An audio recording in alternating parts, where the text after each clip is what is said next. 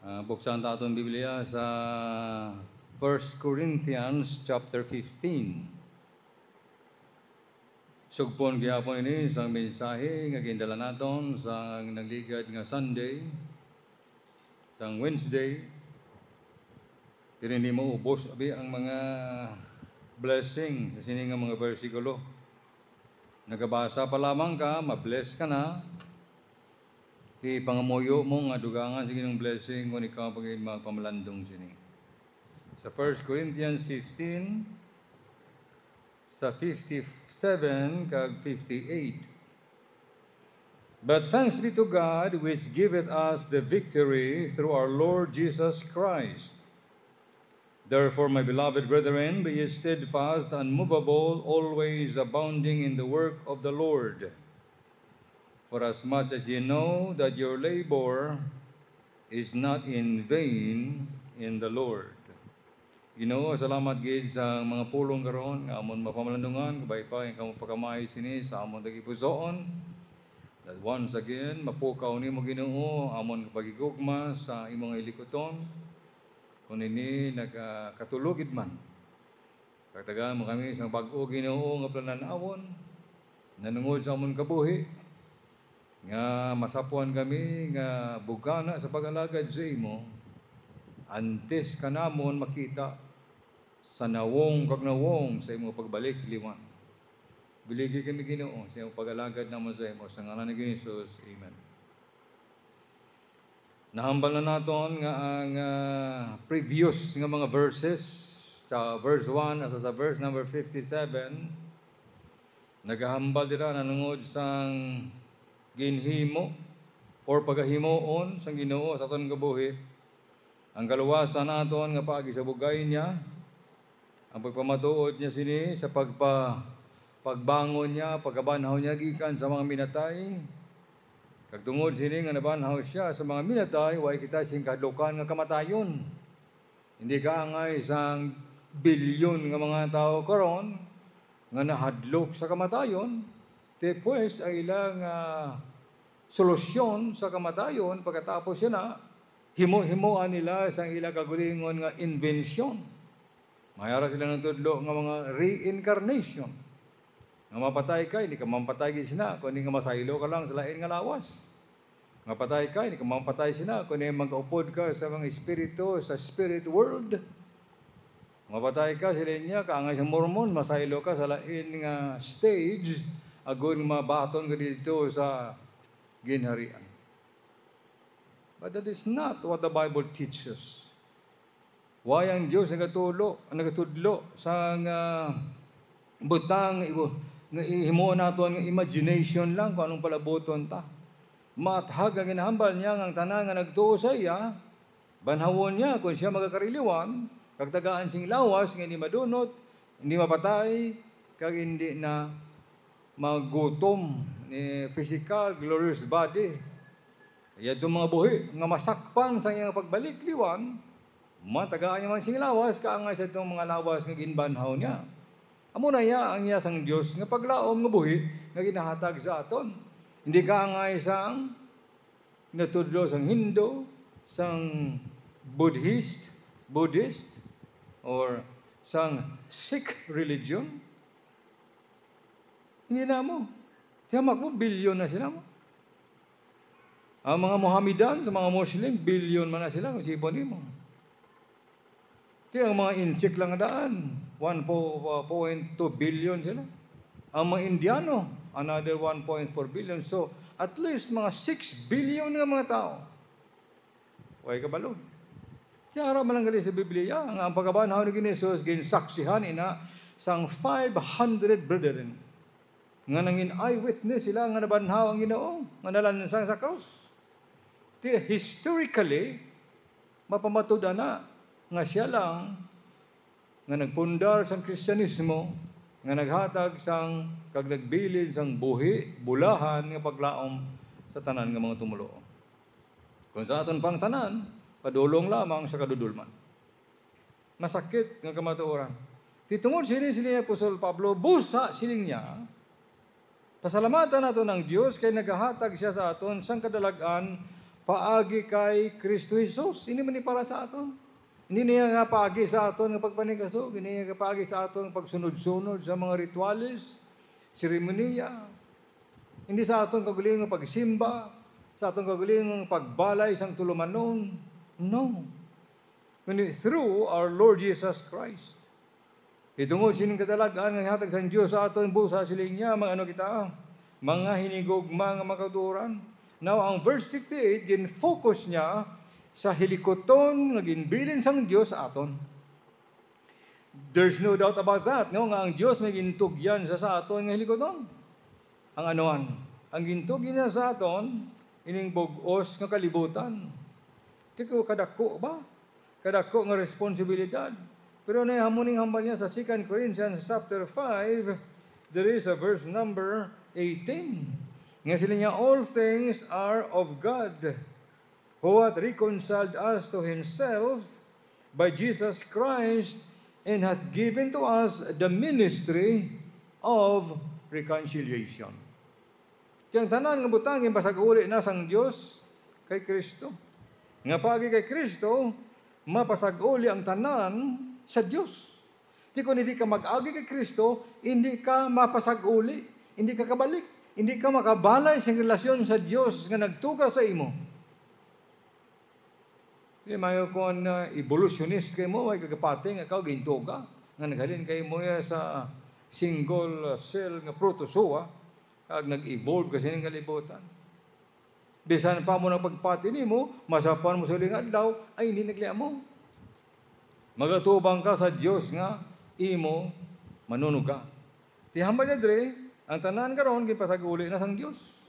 Meaning ang 6 billion Hindu Confucianist, mga Shintoist, Sikh, Buddhist, tanang reliyon.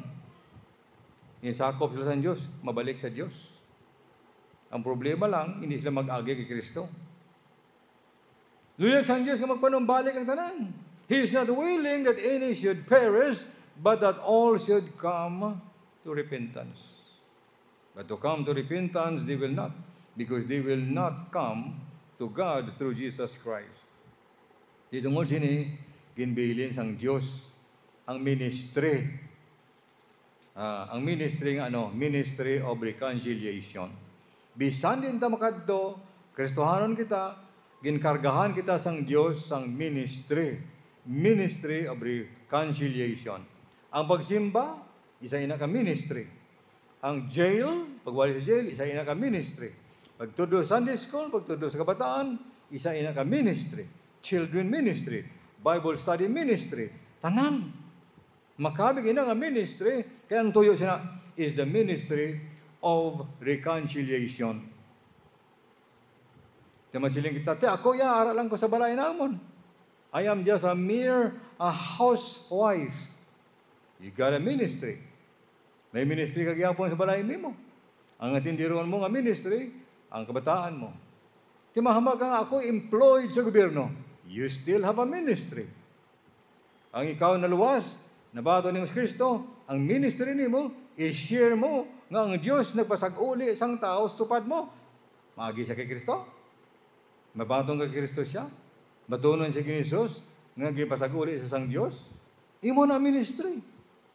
Amo na natawag nato ng mga visitation, soul winning, hindi na yung ministry lang sang pastor. Ministry na sang tagsa katunguloo. Hindi mo pagkaragahan ng pastor na tanan, siya mabisita, siya mag-soul winning, siya, buhina mo sweldo niya, kundi sa magtuma siya na, that is a wrong concept sa mga tumuloo. Ang Diyos ang hambal, God has given us, tanan kita, sang ministry of reconciliation. Injinyo nato ini sila niya sa verse 19 that God was in Christ reconciling the world unto Himself, not imputing their trespasses unto them. Again, haman niya naman dali, and hath committed unto us the word of reconciliation. Amo nang gusto sang Dios abi, nga ang tao mapasag-uli sa iya. Wala na sang ginatibok sa tigipusoon sang Dios, kundi nga ang kalag sang tao mapasag-uli sa iya. Every heartbeat of God is seeking that which is lost. Muna na pangita sa Diyos, tanan, mapasaguli sa iya. Hindi sa gusto nga may isang madula, mapaimpyerno. Namun naging biyahatag niya sa aton, gintog niya sa aton. Busilingon, ginhimo na sang Diyos ang tanan sa pagluwas, pero di ang tanan maluwas, gintog niya sa aton, ang pagdala sa mga balita, agad ang tao maluwas. Sa huling adlaw, makita na kita sa langit. Praise God, kung makita na kita tanan sa langit. But all of us will see each other in heaven only by one way. Because kamo, ako, kita, nagbaton sang kaluwasan, gintanyag sang Diyos, pagkay kay Kristo Jesus. Kung dito ka na sa langit, mahinulsol ka, mahibi ka, ma-regret, kulang sa akong pag-alagad. Matubang kita sa hukman ng lingkuran ni Kristo Jesus, too late. Kay time na nga magbaton kita sang balos gikan sa Dios aton nga pag-alagad. Whether we are going to lose our reward or gain a reward. Hindi niya kaangay isang aplikasyon, no? Mayroon kang application, ipasa nimo sa isa ka company. Ilang taon dito sang human resource person, mani, ay kulang. Hindi ka kapasar. Kana na ni, comply mo ni, hingagawa mo ni comply. Comply mo man tanana. Oh. Pagabot ni mo sulihin dito, i-reject mga gihapon gali. Dito sa langit, way nanayam. Dito sa langit, dito ka na sa langit. Hindi ka na pwede pa balik anay sa duta. Kulang ay mo nga pagpangamuyo. Kulang ay mo pagsuporta sa likuton sa Diyos. Kulang. God is not going to say that anymore because you are in heaven. Dito ka na sa langit, pues magabaton ka sa imo binuhatan sa langit, suno diri sa duta sang imo na human binuhatan. Ang Diyos hindi na sa magpabalik sa imo duta diri. May mga damgong ibangan kahambal ko no dito sa langit, babalik sa Diyos duta diri kay may misyon pa. Damgo lang tanan na. Pero ang kamatuoran dito sa langit, when you go to heaven, you will not be able to return agud dugangan mo, i-accomplish mo ang kulang sa imong kabuhi. Only this time on earth. Di lang sining kalibutan. Yamo ini kung nga siya Pablo, naghambal siya, busa, kasi niya malipot aton kabuhi. Believe it or not, malipot ay mong kabuhi. Pagka edad mo 60, kangay nakon, gahuna-huna ka pa, halimbawa, lamot ka pa isa gatos. But you will not make it. Tungod kag kadamo, no? Sa mga circumstansya, kag mga butang, ako damon ako classmate nga way na di sa kalibutan. Way pagkalambot, 50, way din. Ako yan na ulihi. But, diri sining kalibutan, hindi ka mag-expecta nga maglawig ka. Everything is fleeting. Agi lang. That's why sila ni Pablo, sila niya bangod, agi lang tadi. Please commit yourself to this ministry. The ministry of reconciliation. Somehow magpagamit ka sa Diyos, nga may kalag, nga may bata, may mamatanon, may tao, nga masugata mo, makilala mo, nga mabulikan mo man siya, nga makapasag-uli sa Diyos. Di ba na kinanglan nga kada simana, kada bulan? Kung kada sanolanda nga ginahikot ka sang Diyos, do it. Kaya mo ng ministry kinatag sa Diyos. Wala nang Diyos kinatag sa mga ministry iban pa. Isa lang tuyo sinatanan. Sunday school, preaching, radio broadcast, tanan, isa lang ang tuyo niya. Ngang tao mga kabati, mapasag-uli sa Diyos. Si Adoniram Hodgson, isa kakilalang missionary sa Burma. Subong, ng Myanmar. Grabe ang pag-antos nga naagyan niya. Ginhigtan siya sa tiil, kaginbita itong tiil sa babaw, ginsuspender ang lawas niya. Kaya wala sila presuhan, ang ilang pagsilot sa iya. Anong sala niya? Sala niya, tungkol kaya nagwawali siya sa mga tao ng mga Buddhist, hindi sila gusto, walihan sila, nanungog kay Kristo. Mga mangmang ng mga tao, ay may edukar ng mga tao.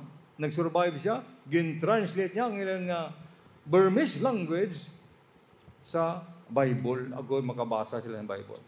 Kaya kayo tungod, hindi naman intindihan, hindi. Naghimo pa gid siya sang dictionary para sa mga tao. Ginhatag niyang kabuhi niya sa ila. But he died in the hands of these people later on. Pero kabalo ka mo, may pastor, may simbahan doon siya nga dako sa Boston, Massachusetts. Siling nanay niya, tatay niya, nga mga alagad man sa Ginoo. Kaya sila niya nga makadto ka pa to sa Asia. Parang simbahan, gahulat, dako nga simbahan. Mangin maayong pangabuhi mo da. Kaya suportado ka sa mga membro. You know ang response niya? Sila niya, my work is not here.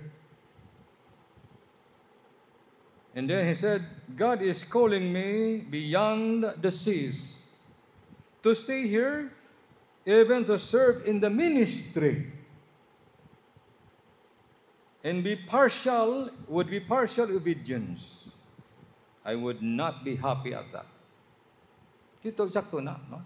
Bala mo sa tubangan sa Diyos, either you are 50% rebel, 25% rebel, or you are 10% rebel, you are still a rebel. Importante sa Diyos, ang taibuson mo, is that 100% na surrender sa Diyos. Kung anong gusto sa Diyos, so be it. Ano nga klase rebelde ka? 10%? 50%? You are still a rebel. Ang amal niya diri sila niya, brethren, so tumo diri siya sang tanan nga mga tumuloo. Ngang tanan nga tumuloo, nga nailuwas ang Diyos are to have commitment. Di ba ginaman ito? Hath committed unto us. So may commitment ang Diyos sa aton. Ang commitment sang Diyos sa aton, hasta na sa adlaw nga kita magatubang sa iya. Nga luwason niya ta. That's why si Pablo nahambal siya, I am confident of this very thing, that he which hath begun a good work in you will perform it unto the day of Jesus Christ. Ang commitment sang Diyos to save us, hasta gid sa adlaw nga islan ang aton lawas nga makita naton siya. At the same token, kita dapat may commitment man sa ginbilin niya nga buluhaton. Ministry of Reconciliation. Hindi ka involved lang. Layang involved, layang commitment. Ang committed yung tao, bisa ano pa da, bagyo, ulan, linog, paduayon gyapon siya kung may commitment siya. May isa kami missionary ng Amerikano dito nag-work sa mga tribo sa Baguio. Mga after, mga early 1980s, grabe ang mga NPA. Yun sa dito siya, si Woods, pero itong mapipilido niya, imbisitahan sa isa kapastor, kilala man naman, later on, dito. Ginagira sila sa mga tao, sa mga sa mga, sa mga rebelde da. So ang balay niya, sirado. Wala bintana. May hagdan, wala bintana. Nga kailangan magsaka ka to, maagi ka sa likod, kag daw makamang ka pa to, para kasaka ka. Sige, mamangkot sang missionary, nga si James Mudley, sila niya, nga mo niyang dipsin niyo sa balay niyo. Bala mo siya adlaw-adlaw, ginagira kami diri. Ginahaboy lunang, ginahaboy bato, ti sila niya wala sirado. Tinaluoy siya, sila niya, do ano nga sacrifice niya, sila niya na. Yeah, what a sacrifice that you have to go through para malambot lang ining mga tribo. Yun ang hambal sa missionary? Yeah, no, please, no. Don't call it sacrifice. There is only one person who made it sacrifice, the Lord Jesus Christ. Hindi na yan sacrifice. That is inconvenience, but not sacrifice. Dito, iba na. Wala isang sacrifice nga mahimo naton sang kabuhi, nga maisip naton dako nga sakripisyo. Inconvenience, maybe. Sacrifice, no. Ikaduhang butang makita natin diri, we are to be constant in our serving Sinabi niya, always. Always. Hindi kay sometimes. Di, kamusta si brother? Araman siya, kung kiss, inang pulong kiss, nagkansindis na. Kiss, katong ba sometimes sila na? Ano, ginatagaan mga kamusta, kiss, ano kay isa lang? Hindi, sometimes sila. Hindi tayo pwede sabto ng Diyos, kiss, or sometimes. Always, ang iyang paabot sa atin. Always abounding in the work of the Lord. Muna yung makita natin sa balaang kasulatan sa mga tao. For example, si Daniel, 5 ka mga emperador, 5 ka mga hari ang ginalagda niya. Tanan pasado gid siya. Tanan mapuslanon gid siya. Tanan naging blessing gid siya sa ginharian. Sining 5 ka mga emperor sa Babylonian Empire, sa Medo-Persian Empire. You know why? Because the Bible says that Daniel served God continually. Regardless kung sino mang pangulo da, regardless kung sino mang hari da, basta sila niya, ginalagad niya ang Diyos. Di paano may isang tao na? Nga ay kasi dalawang isang, pamulitika. Paano kang alaga sa Diyos nga, ma-maintain mo yung integrity? Nga mag-alagad ka sa Diyos. Hindi ka nga isa congressman nga ginapakahuyan ang mga pastor tungod kay pastor nga may demonyo, pastor siya, may sungay. Congressman. Nga kuno ang magina siya ang nagpasa sa laye, agud nga kilalahon ng Baptist dito sa Pilipinas. Bisan na pagkilalahon, labot ko yan. Ano kundi pagkilalahon, Baptist Pilipinas? Presigaron ta? Bilangguon ta? Ang makahuluya dira, ang integridad mo, nga nagtawag-tawag, nga guling mga pastor, pag gina-question ka sa kongreso. Si Ana, padayon siya nga nag-alagad sa templo, until such time nga nakita niya, si Jesus gindala sa templo. Sino bagit? Ma-mention sa Balaang Kasulatan, si Epapras, nag-alagad sa Ginoo, padayon gihapon. Bisan nga nagmasakit siya, nadutayan lang mapatay. Si Pablo nag-alagad sa Diyos in spite of all the perils. Why again baliwala niya ang tanan nga mga katalagman, ang tanan nga mga, mga risgo sa pangabuhi. Padayon gyapon siya. Kaya tungod ang pag-alagad sa Ginoo is not by fly-by-night operation. Hindi kay agi lang. But always, nga pag-alagad. Nadumduman ko ang kabuhi. Mito na akong istorya natin ni William Carey. Muna siya ang father sa modern missions sa mga Baptist. Kaya mga Baptist ang number 1 sa bilong kalibutan. Nagdala sa mga balita, nagpatindog simbahan, nagpatindog sa mga eskwelahan. Nagdala sa milyon, perhaps bilyon ng mga kalag sa tilan sa Diyos. Baptist missionaries. William Carey ang muna yung ilang ginakabig nga father. Muna yung hambal niya, siya niya, expect great things from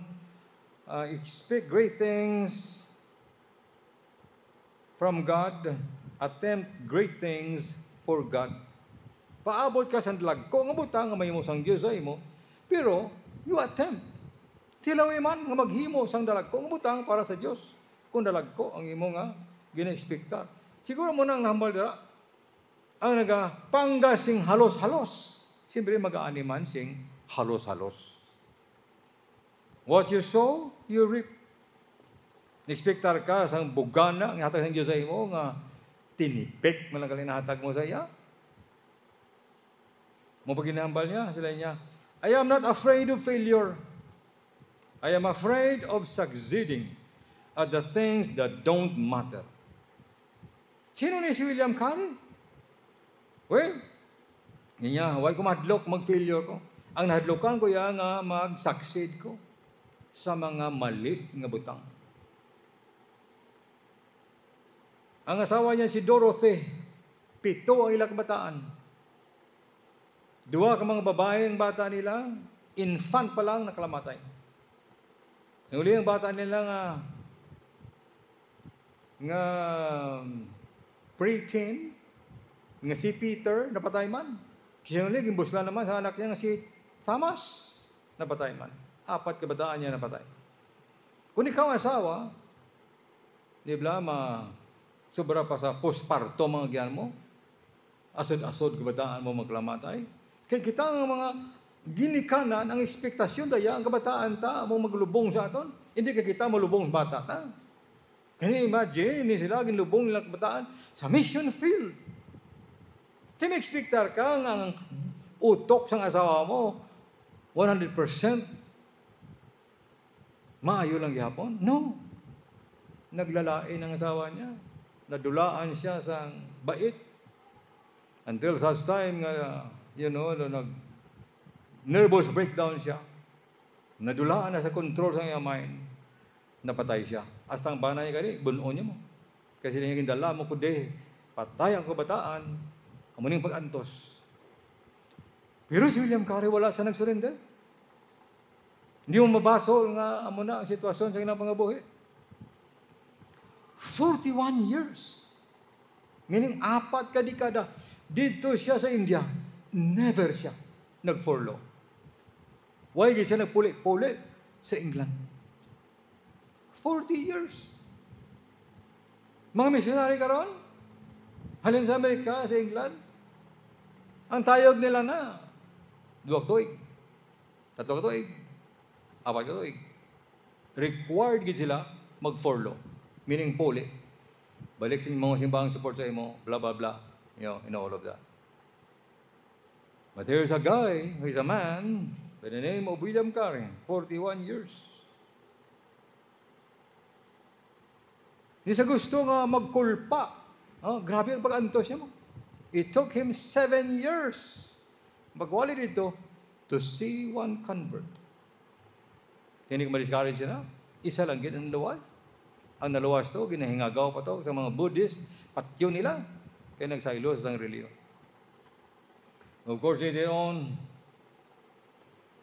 sang napatay na siya, nabili niya, before siya napatay, ang 2 kabataan ng missionary. Again, dito sa India, kasi ibang mga nasyon. Instrumento si William Carey nga magpatindog dito sa Sirampore sa college. Instrumento mo sa Sang Diyos nga mapanas ang sati. Isa ka pagtuluhan sa mga Hindu. Nga kung mapatay ang bana, ang asawa dapat patay, patyon man. Sunugon man. Upod. Boy siya, sunugon. Upod sa bana nga napatay. Instrumento sa Sang Diyos, kinsaka yung parliament para lang nga maluoy. Kasi niya nakita ko ang paghinibi sa mga pamilya, sa kalag sang tao. Padulong sa eternidad. 2 kabataan niya ng missionary. Ambal niya sila niya, my 2 sons are ambassadors of heaven, but I pity my 1 son, Felix, who is only an ambassador of the British crown.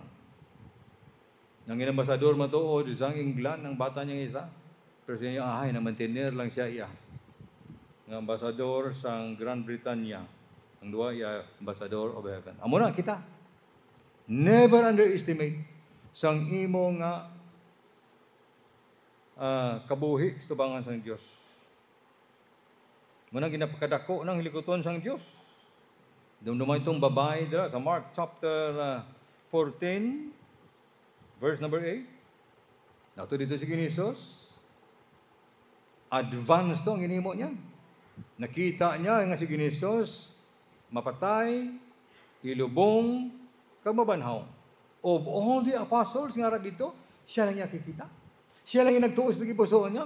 And so ang ginawa niya, nagdala siya sa pinakamahal na pahumot.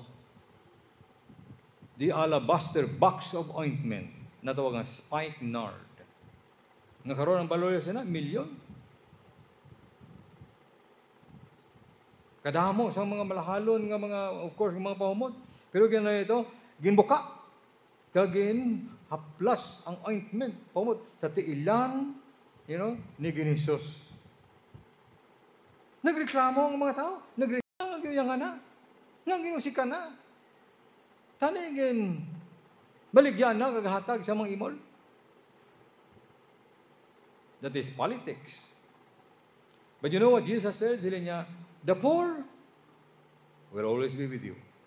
Ang mga pobre, bisan ka makadto, upod mo na. Ang mga imol, bisan ka makadto, ara na. Kadto ka sa Amerika, may mga imol man nga tao. Kadto ka sa China, may mga imol man. Sa Canada, may mga imol man. Sa Hong Kong, may mga imol man. Bisan ka makadto, may imol nga tao. Pero Jesus Christ said, me, you will not have me always. Ako hindi ko mapabilin sa inyo. Ang imol ya, ara sa inyo, padayon po na. Makahimo ka mo sa maing butang para sa ila. Pero sila niya, ginhimo sa babay for a memorial. Memorial. Imagine, sa tanan siya lang iya, nakapahamot sa lawas ng Ginoo in advance. Nga ang Ginoo, bisa mapatay siya, mabanahaw siya, sa kaamyon, tungod sa pagigugma siya ng babae. Gahamba lamang ini, nga wala pa matabo, pero natulog niya na ang matabo. Kaya mo man nga bagay, kita nga mag-Kristohanon, wala pa man ang Ginoo magbalik. Wala pa man nato na siguro nga sa anong oras sa mga dudri. But don't you realize nga ang imong ginahimo nga daan subong, advanced na. Nga para sa iya kadayawan, kay kung sa panahon pa ang pagbalik niya, too late. Hindi ka na kahimo. Sang imong himuon. Sa iya tiilan. The Lord's work never done in vain. Hindi ikaw ay pulos ang ilikuton sa inyo. That's why sila niya sa verse 57, thanks be to God which giveth us the victory. We will be victorious. We are more than conquerors through Christ, through God, through Jesus Christ who loved us. Mangin madinaogon kita, mangin conquerors kita. Pagi ka giningsos. Kitungod sila niya, hindi kayo ay pulos ang atong binawatan sa iya. Ang atong labor. Now remember this, labor in the Lord. Labor in the Lord. Meaning, if you only labor for yourself, labor for your family, labor for your, consistency sa kinikibutan, labor para lang sa imong kabuhi, there is no reward. But if you labor anything for the Lord, in fact, ang gamag ni Jesus Christ, bisan isa lang ka baso nga tubig, ihatag mo sa bata nga inauhaw, a cold water, you have a reward in heaven. Tubig, may reward in heaven. Kaya ginhimo ni mo ina, hindi mo kinaluoy ka saya, tungoy ka, inahimo ni mo na. Sa pagkilala mo, sa kay Ginisos. Appreciate ko na ibang mga gina-vlog nila, ilang mga ginahatag sa mga taong pobre, no? May makita na bata da, libod-libod, kumprahon nila na. Kita ito, gasinako ang mga saging to, kumprahon nila na, kadugangan pang kwarta. Namin na siya. Pero kung nagkakristohanan, hindi ka na i-vlog mo na. Nga, ipakita mo na sa Facebook, kung sa kaunong vlog. Nga, hindi mo himuon isa kabutang nga maayo, in the name of the Lord. Sa ngalan sa Ginoo. Hindi para sa ngalan mo. Because if you do that, sila niya it is not going to be done in vain. Magabaton kasing balos. Money will perish with you. Muna ang ni Paul, sa isa ka tao dito sa Book of Acts, nga si Simeon ng ngalan niya, biyagro, pwede niya mabakal ang ability ni Paul. Abiya siguro pwede niya mabakal ang Holy Spirit. Ang ni Paul sa niya, your money will perish with you. You cannot buy the ministry. You cannot say nga, hindi lang ko yan, hatag lang ko kwarta. Your houses will be burned, will be destroyed. Your fame will fade. Your smart mind will go blank. Sabi mo, panahon mo na nga ka-abtik, alerto. Huwag pa mo na hambal ang isa kapulo, ara naman, nagadasok naman sa utok mo, daw hindi mauntat, tubod lang hambal mo. Time will come. Mablangko man na. Time will come nga makadto ka sa kwarto nimo, lipat ka kumano ka to. Time will come nga palipatan mo man gud din mong ibutang yabi ang silakyan mo. Magabot na. Because ginanta sining kalibutan. But after everything has been said and done, what will remain in eternity? Muna ang balsang Diyos. Your work is not going to be in vain in the Lord. Si David Livingstone, isa man ka missionary, nga naghatag isang inspiration sa itong gabuhi. Ang ambal niya, sila niya, I'd rather be in the heart of Africa, in the will of God, than on the throne of England, out of the will of God. May pa sila niya dito ko sa Central Africa, sa trono, sa England, dito kumpong ko. Nga hindi kabubuton sang Diyos. Muna siya ang proteksyonan sang 39 ka mga giants. Bago pa lamang sila sa Africa, ginsulatan siya nga muna, nga lusubon ka muna muna, kagpatyon, sang chief, sang Zulu chief. Somehow, wala man dayon. Na-convert to ang yung chief, kapangko siya, tingawa nyo kami ginpatay. Sila niya, sang adlaw to, kadto kami dito, ready na mga sundalo, ang mga warriors, patyon ka mo. May 39 ka mga giants na nagapalibot sa inyo. Nag-atras kami. Years later, nagkadto sa England, sa ilang home church. Nag-report dito. Nag-istorya sila nga butang. Ngagin planuhan patyon sila. Nagawagtindog ng secretaries niya, pastor, missionaries niya, ano tong adlaw, ano nga pizza. May lagbok gali sila. Ginantaw dito sa lagbok. Ang mga adlaw, ang mga pizza, ang mga tuig. 39 ka mga membro sulod sa simbahan. Gapangamuyo para sa iya. Mutong 39 ka mga giants gipadala sa Dios protektar sa iya. Madinaogon. When you die, you are still going to be victorious. Muna, ang siling sa Diyos para sa atong karong adlaw. Ginoo, salamat gid sa mga paghangkat nimo sa among kabuhi. Kabay pa nga mag-usisa kami sa amon mga kabuhi sa nabilin nga mga inadlaw, bulan kag tinuig nga itugot nimo ari kami sining kalibutan. Antes kami Ginoo upod sa imo sa imaya. Biligi kami nga makalagad kami sa imo sa malipayon pagalagad, maminatudoon nga pagalagad, kag pagalagad nga may commitment sa amon nga tagipusoon. At ito mo ini sa ngalan ni Jesus. Amen.